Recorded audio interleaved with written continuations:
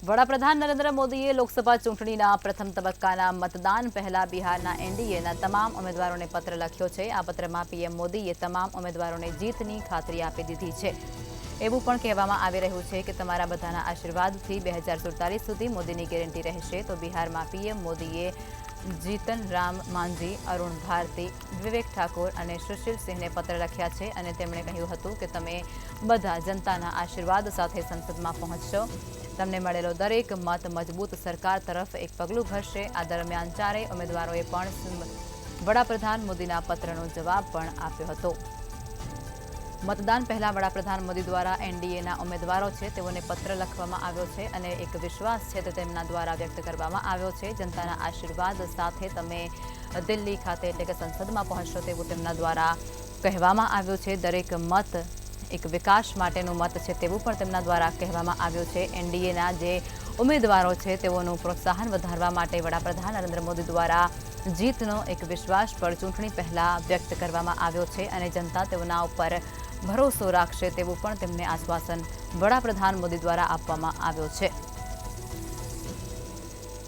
મતદાન પહેલા એનડીએના જે ઉમેદવારો છે તેમના સાથે પત્ર લખી અને વ્યવહાર વડાપ્રધાન મોદી દ્વારા કરવામાં આવ્યો છે અને એક જીતનો આશાવાદ અને આશ્વાસન છે તેવો પણ તેઓને આપી રહ્યા છે આ પત્ર દરમિયાન। ત્યારે પત્રનો વળતો જવાબ પણ ઉમેદવારો દ્વારા વડાપ્રધાનને આપવામાં આવ્યો છે અને જીતનો વિશ્વાસ છે તે બંને તરફથી વ્યક્ત કરવામાં આવ્યો છે। ત્યારે દરેક મત મજબૂત સરકાર લાવશે તેવું પણ તેમના દ્વારા કહેવામાં આવ્યું છે અને સાથે જ તેઓએ જણાવ્યું કે 2047 સુધી મોદીની ગેરંટી ચાલશે અને બિહારનો વિકાસ સતત થતો રહેશે। તો આજ મુદ્દે વધુ વિગતો સાથે અમારા સંવાદદાતા દિવ્યેશ પરમાર લાઈવમાં જોડાઈ ચૂક્યા છે। દિવ્યેશ, ચૂંટણી પહેલા વડાપ્રધાન મોદી દ્વારા એનડીએના ઉમેદવારો છે તેઓને પત્ર લખવામાં આવે છે અને તેઓનો જીતનો આશાવાદ પણ ક્યાંક વ્યક્ત કરવામાં આવે છે। શું છે માહિતી? ચોક્કસ જે પ્રકારે લોકસભાની ચૂંટણી છે અને પહેલો ફેઝનું જે મતદાન છે તેને લઈને બિહાર માં જે લોકસભાની ચૂંટણી થઈ રહી છે અને તેને જ લઈને વડાપ્રધાન નરેન્દ્ર મોદી દ્વારા એક જીતના આશાવાદ વ્યક્ત કરતો એક પત્ર જે છે તે એનડીએના ઉમેદવારો જે છે તેમને લખ્યો છે અને આ પત્રમાં જણાવવામાં આવ્યું છે કે તમને જીતનો જે વિશ્વાસ છે તે પણ વડાપ્રધાને વ્યક્ત કર્યો છે અને દિલાસો પણ આપ્યો છે। સાથે સાથે વડાપ્રધાન નરેન્દ્ર મોદીએ તે પણ કહ્યું છે કે 2047 સુધી મોદીની ગેરંટી જે છે તે રહેશે અને તમામ પર આશીર્વાદ જે છે તે રહેશે।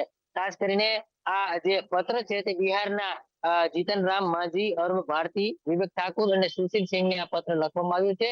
તેણે જણાવ્યું હતું કે તમામ લોકોને જે લોકોના આશીર્વાદ છે તે મળશે અને તમામ લોકો સંસદ સુધી જરૂરથી પહોંચશે અને કહી શકાય કે તમામ જે તમને મળશે આ મતદાનમાં જે એક એક મત મળશે તે એક એક મત પણ ક્યાંક ને ક્યાંક આ લોકો જે છે તેમનું પ્રત્યે આગળ વધતો એક કદમ છે। એટલે સ્પષ્ટ કહી શકાય કે વડાપ્રધાન નરેન્દ્ર મોદીએ જે પ્રકારે જીતના આશાવાદ સાથે આ ઉમેદવારો જે છે તેમને આ પત્ર લખ્યો હતો ને તેને જ લઈને કહી શકાય કે એક જીતનો વિશ્વાસ વ્યક્ત કરવા માટે તેને વડાપ્રધાન નરેન્દ્ર મોદીએ તમામને પત્ર લખ્યો હતો। તે સાથે આ તમામ ઉમેદવારોએ પત્રનો વળતો જવાબ પણ વડાપ્રધાનને આપ્યો હતો અને આ પત્રમાં તેમણે પણ જણાવ્યું હતું અને જીતનો વિશ્વાસ જે છે તે વ્યક્ત કર્યો હતો।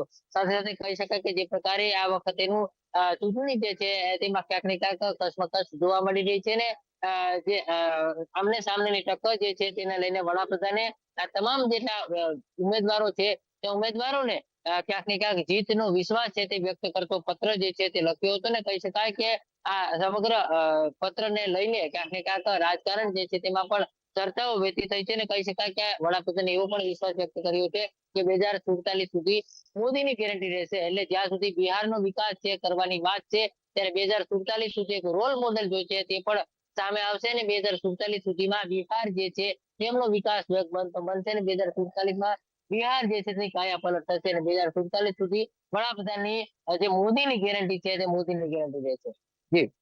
જી દિવ્યેશ, તમામ વિગતો આપી તે બદલ આભાર।